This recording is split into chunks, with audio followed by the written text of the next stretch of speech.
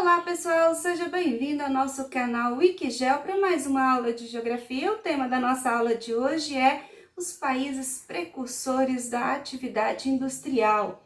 E lembrando, se você quer gabaritar aí as avaliações externas, o Enem, o PAEBs, o vestibular, vai lá, se inscreva no nosso canal, deixe o seu comentário, dá o seu like se você gostou da aula e com certeza nós vamos estar aí criando um canal para poder ajudar você a conhecer melhor um pouco os assuntos ligados à área da geografia.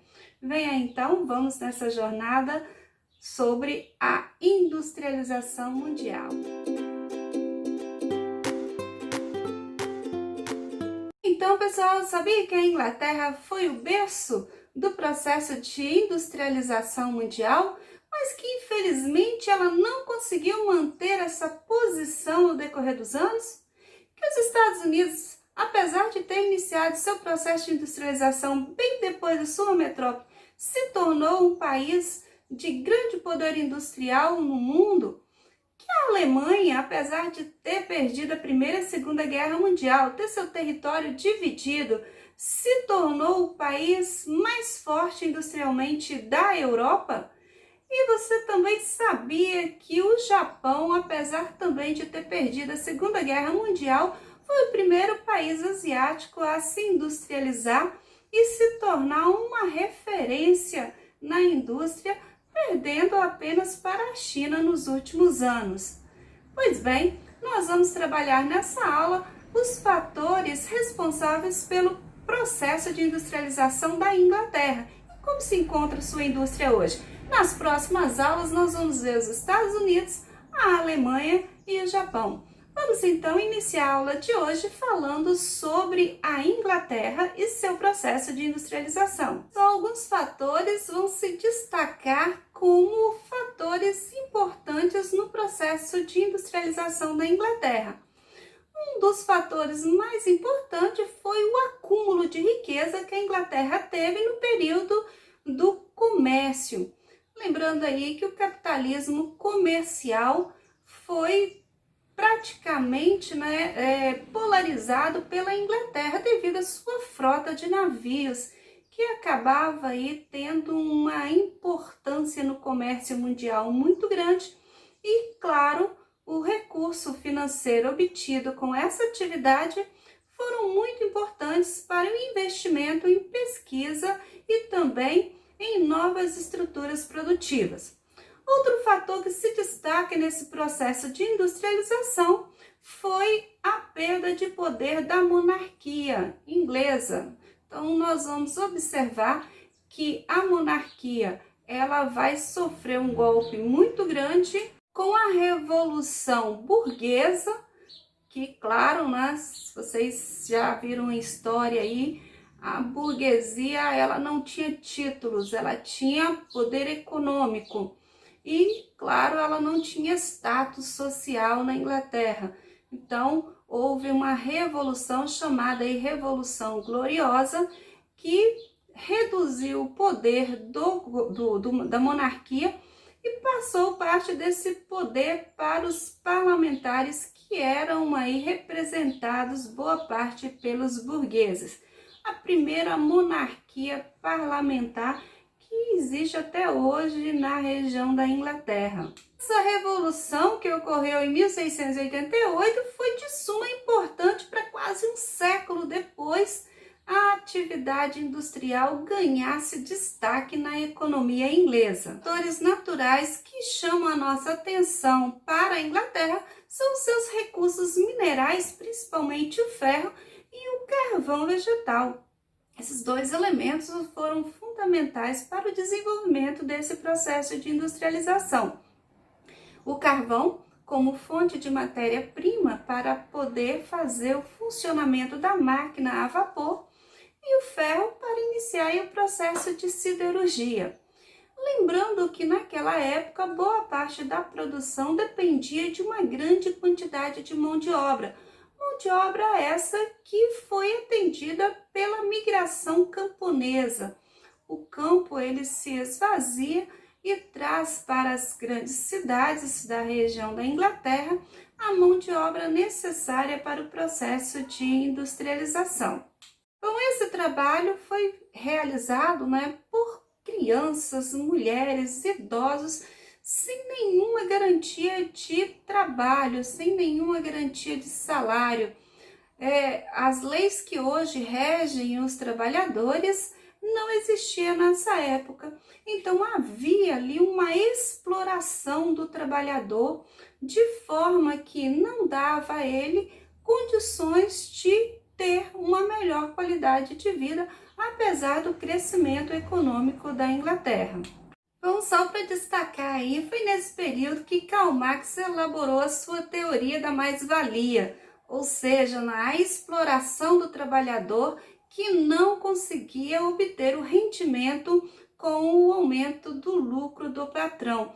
Então, fica aí a dica, foi nesse período da Revolução Industrial que Karl Marx se debruça sobre a questão da exploração do trabalho. Bom, com a criação da máquina a vapor e a substituição de alguns trabalhadores pelas máquinas, houve, claro, um conflito muito grande de trabalhadores. Pensa comigo, imagina uma grande quantidade de trabalhadores que migraram do campo para a cidade para trabalhar nas indústrias, o seu único meio de sobrevivência. De repente, ele se vê substituído por máquinas e não tem mais como retornar à sua antiga função, nem no campo e nem na área urbana. Então, já que os trabalhadores se viram sem o seu principal meio de sustento, já que a lei de cercamento já haviam expulsado muitos camponeses do campo, e aí um conteúdo de história vale a pena rever um pouquinho, tá? A lei de cercamento era a lei que tirava dos camponeses a posse das chamadas terras comuns, onde eles poderiam trabalhar de forma mais livre. Essas áreas foram tomadas pelos burgueses e os camponeses foram obrigados a migrar para as cidades para trabalhar nessas atividades industriais. Então, com a substituição dessa mão de obra por máquinas, ele fica sem o seu principal meio de subsistência e não tem como retornar para o campo, já que ele já havia perdido também o seu meio de sobrevivência no campo. Neste período vai iniciar um movimento chamado ludismo, que entre 1811 e 1816 foi um movimento que invadia as atividades, as indústrias, para quebrar as máquinas, tentando aí equilibrar a relação entre trabalhadores e as máquinas que substituíam a sua mão de obra. Então, esse movimento foi repreendido de forma muito forte pelo governo inglês, que tornou um crime a quebra dessas máquinas. Então, o movimento acabou tendo uma redução da sua força, mas, claro, muitas organizações de trabalhadores surgiram desse movimento e ganharam força. A indústria têxtil, ela foi a primeira atividade industrial a ter sua estrutura modificada pela máquina a vapor. Mas após essa revolução, outros setores industriais começaram a crescer, principalmente com o desenvolvimento da siderurgia, que possibilitou a construção aí de máquinas a vapor, o navio a vapor, ampliando os meios de transporte.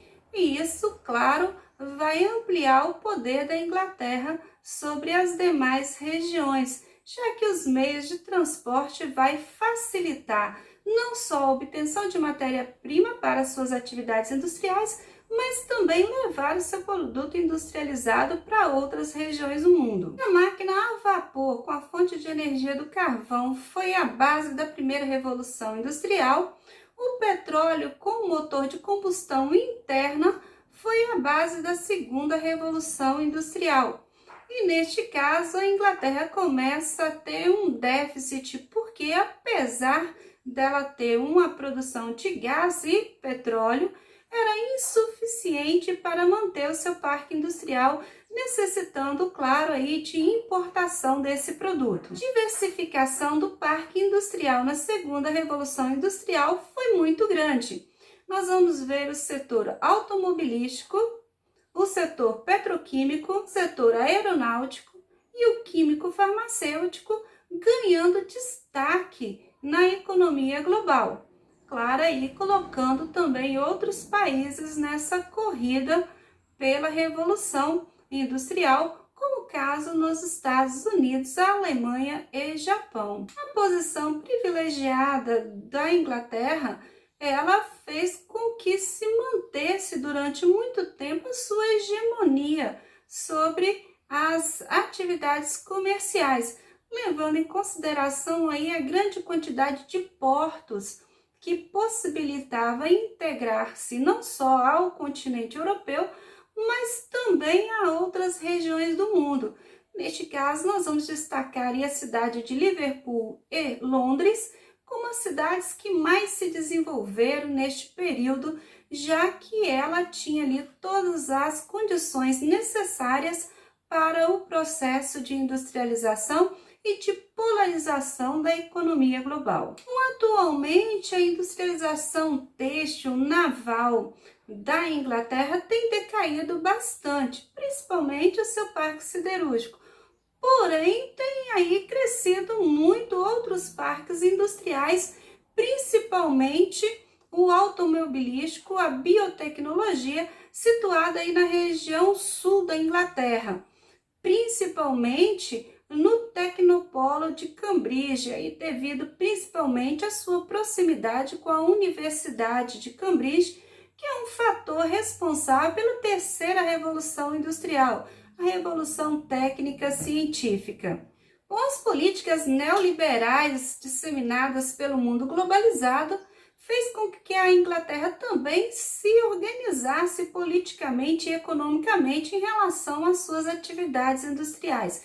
Muitas empresas estatais acabaram sendo privatizadas, abrindo aí mercado para investidores, tanto de outros países como do próprio capital interno do país. Em 1990 e 2014, a Inglaterra perde a competição pelo mercado global, pelos países, os Estados Unidos e também pela China, seus principais rivais dentro da economia global. Então, pessoal, nós vimos na aula de hoje que apesar da Inglaterra ter sido berço da industrialização mundial, ela não manteve a sua hegemonia no século 20 e 21, sendo substituída aí por economias como a sua ex-colônia Estados Unidos, a Alemanha e também pelo Japão. Bom, eu espero que você tenha entendido um pouquinho mais sobre esse assunto e lembrando, se você não se inscreveu no nosso canal, vai lá e se inscreve, dá seu like se você gostou da aula e não esqueça de deixar o seu comentário sobre a aula. E uma dica, lá na descrição do vídeo, deixei um pequeno formulário ali para você clicar e testar os seus conhecimentos sobre a aula de hoje. Aguardo você na próxima aula para falarmos um pouquinho mais sobre a industrialização dos países precursores, trabalhando aí sobre os Estados Unidos e a Alemanha. Aguardo você na próxima aula.